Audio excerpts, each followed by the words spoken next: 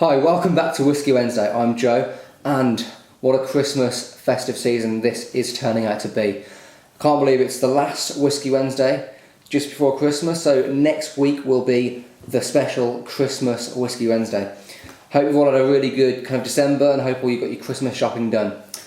So this week I'm going to be reviewing the Laphroaig Quarter Cask, and you might notice a theme with my videos. All the bottles I'm using, a lot of them kind of haven't got much in.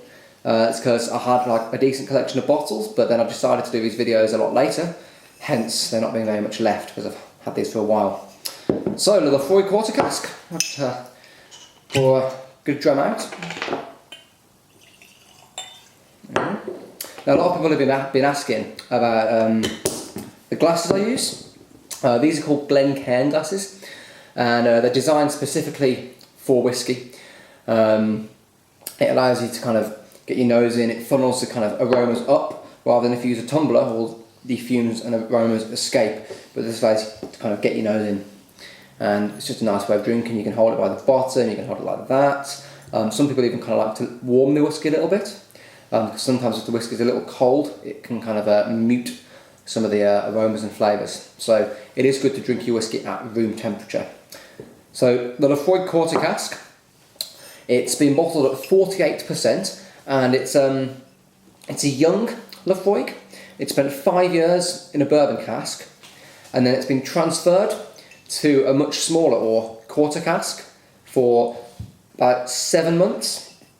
And the quarter cask, having put it in a smaller cask, gives it a lot sweeter, and it's kind of almost a step up from their 10-year-old.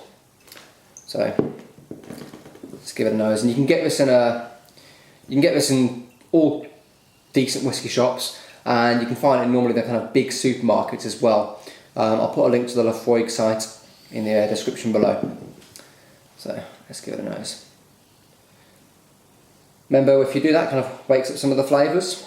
I've heard some of the kind of distillers and kind of blenders say not to do this, but I genuinely find that it kind of does help to wake up the flavours. So on the nose,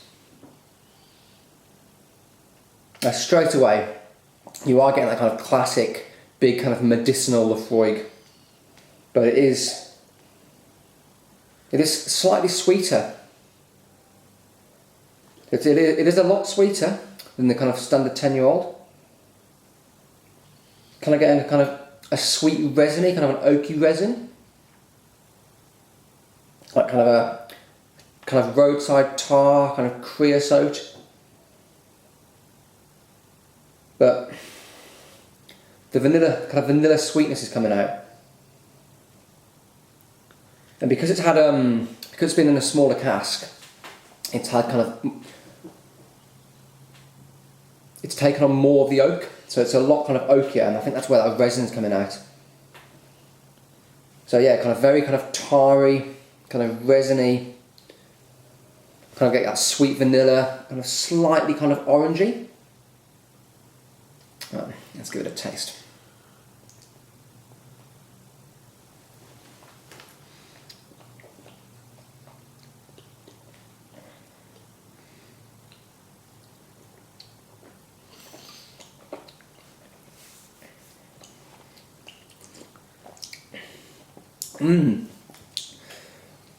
Surprisingly sweet. A lot sweeter than the 10-year-old on the palate. Really nice. Kind of quite oily and kind of very meaty as well. A lot to kind of chew on here.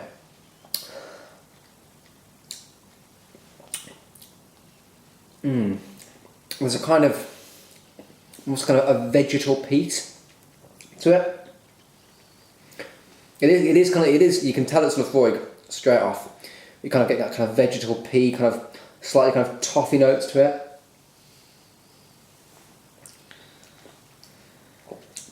Slightly kind of nutty as well. There's almost kind of like a nuttiness to it. Really good. Really good. Almost kind of on the finish, you're getting kind of like cigar smoke, kind of like slightly herbal, Kind of reminds me of herbal tablets. And also as it develops on your palate, you can taste kind of like coal embers, like a really nice kind of coal, kind of barbecue-y fire. Really, really nice. So, suggest you seek this out. A Laphroaig quarter cask, heavily recommended. I think it's a big step up from their 10-year-old. Find the 10-year-old, it's a great whiskey, the 10-year-old, but the quarter cask kind of has the edge because of that kind of complex sweetness that it has. I'll give this a 7.5 out of 10. Really, really good whiskey. As I say, you can find it in most good whiskey stores and all kind of big supermarkets. But yeah, the Laphroaig quarter cask. And as next week, as it's Christmas and it's going to be a special, I'm going to review the Yamazaki 18-year-old, which I think is an absolutely amazing Christmas Day whiskey. Japanese whiskey as well, so I think it's going to be one of the first world whiskies I've reviewed.